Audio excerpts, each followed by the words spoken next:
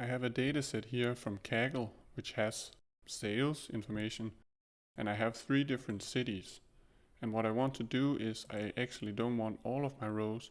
I want to be able to select one city from a drop down, and then based on that, I want the table to be filtered. But I also want more stuff to happen to the table based on what city I select.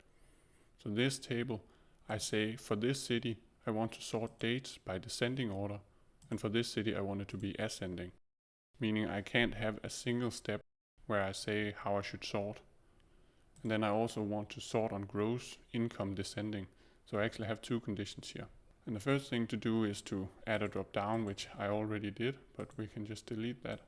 Since I want the information from this column, you would think I could do symbol refer to the column like this, and then pass that into my data validation, but that doesn't work.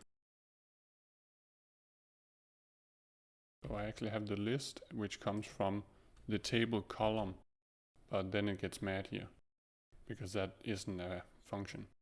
And what I can do instead is to use the offset function, where I say I start in the column header, because this doesn't change even if you change the sort order.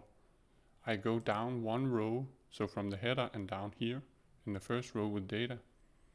I go 0 columns to the left or right, and the height of my selection should be equal to the number of rows within this column, which is then in this case 3. And then I can copy that and pass that into my data validation. Excel was being a bit difficult, so it wouldn't allow me to directly input my function here, which I wrote here. It just gets mad and says there's a problem. I can get around this by using name manager, where I take my function and I just add that as a name.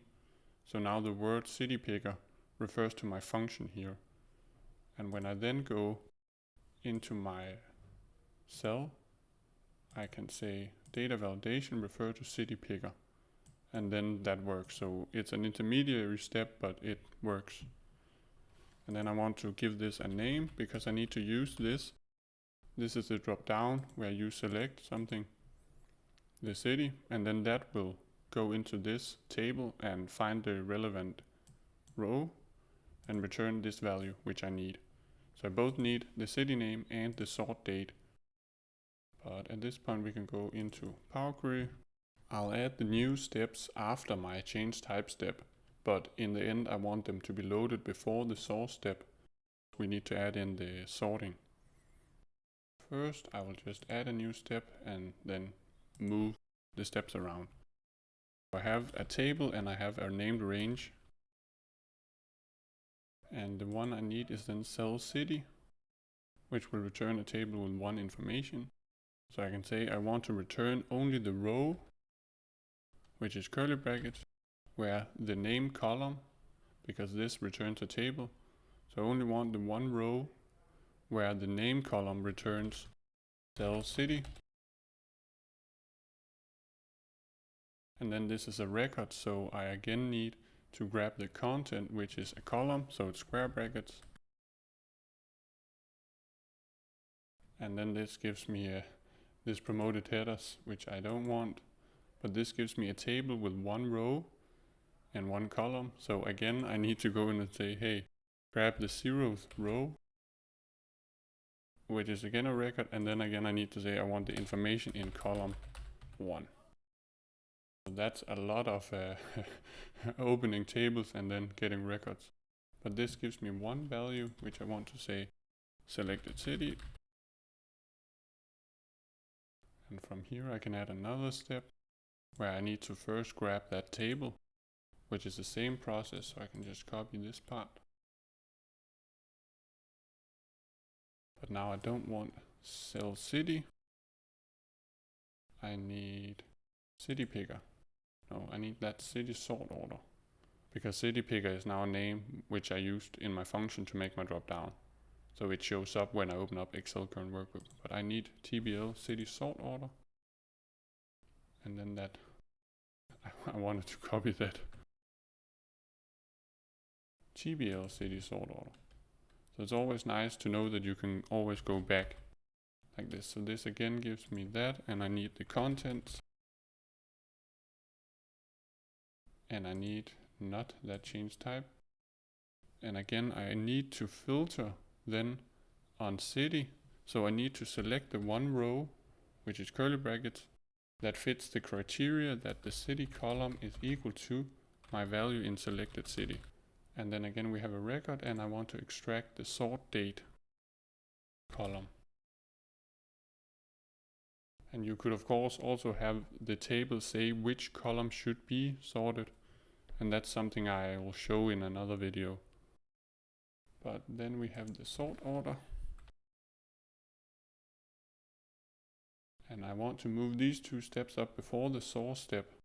So I want to move these two up, so I have to go into advanced editor, because you can't normally pull steps up before source, and I want to make it clear to the user that these two actually get loaded before. And now I need to be careful, because here's a comma which I need to remove.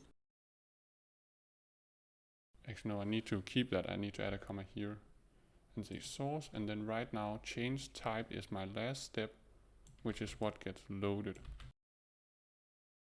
And then I forgot an in.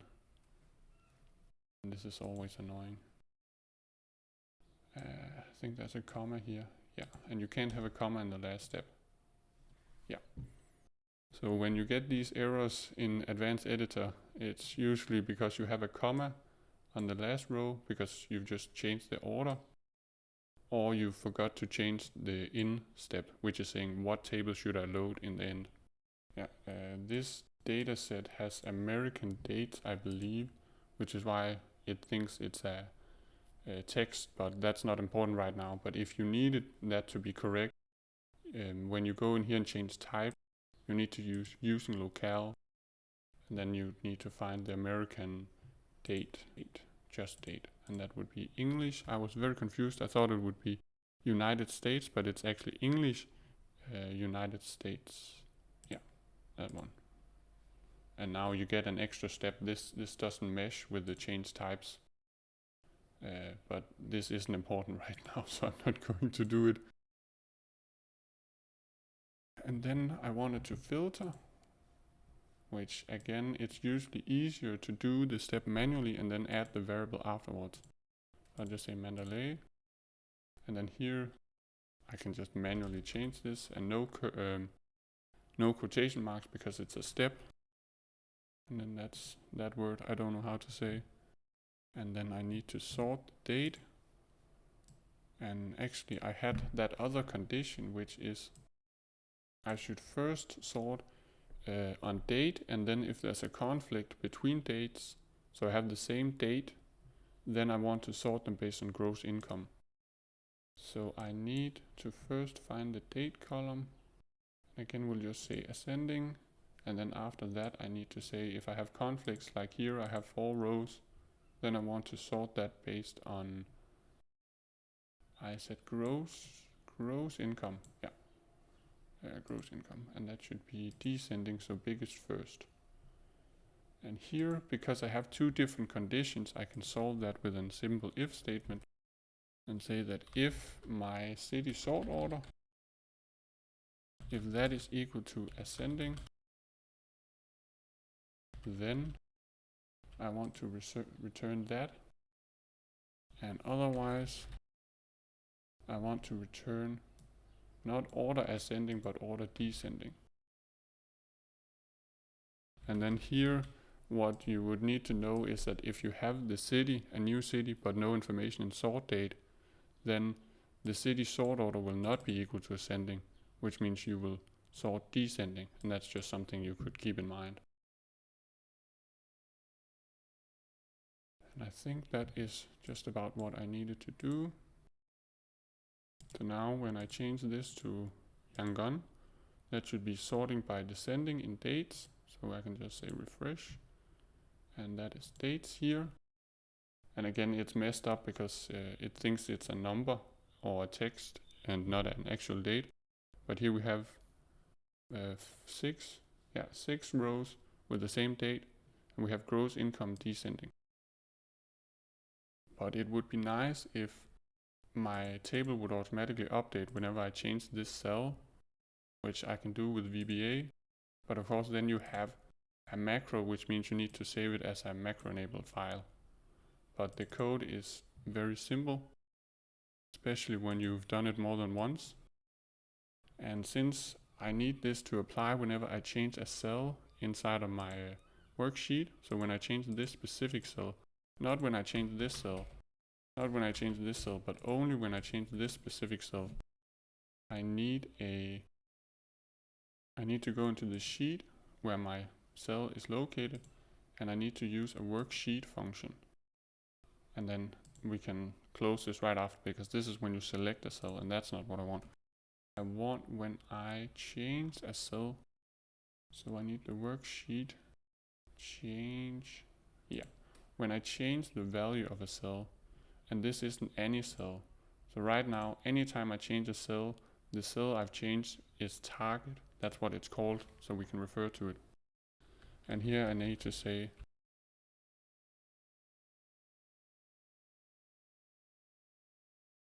I'm saying that when you use the intersect function, what it checks for is how many, or rather which cells is there an overlap between target and range C3. Actually, that shouldn't be C3, that should be B3. Which means that when I change B4, well, there's no overlap between B4 and B3, which means it returns nothing, there's no overlap. But if I change B3 and B4, then my target is B3 and B4, and there is an intersect between B3 and B4 and B3, which means this function returns not nothing, it returns B3, which is the cell that overlaps between these two. It's a bit weird syntax, but it works. So all this does is it says, if you change any cell that isn't B3, then you should just end the if and do nothing. But if the changed cell is B3, then refresh all queries in your table or all queries in your workbook. So you could go in and say, I only want to specifically update this one if you had multiple queries in your workbook. But it's not really a problem here. You can see here it loads data and I change it. Yeah, and then of course I made the mistake here, which is that I put my function inside the selection change and not in the worksheet change. So I just want to copy this and then delete everything and start over to show how easy it is to make this mistake. Again, whenever you select worksheet, it automatically puts the selection change inside. And you can see here it says selection change. And if I go up here, it says declarations. So if I go down here again, where it says selection change, I want to now make a sub that's called worksheet change. And that gets added up top. And of course, I thought that if I select beneath the worksheet selection change, then worksheet change would be added down here, but it didn't. And that was why when I changed the value in B3, nothing happened, because my query only updates when I select B3, but now I'm in the correct function. And now I can close VBA, and now I can say, when I click B3, nothing happens. When I change the selection, it loads. It's very nice.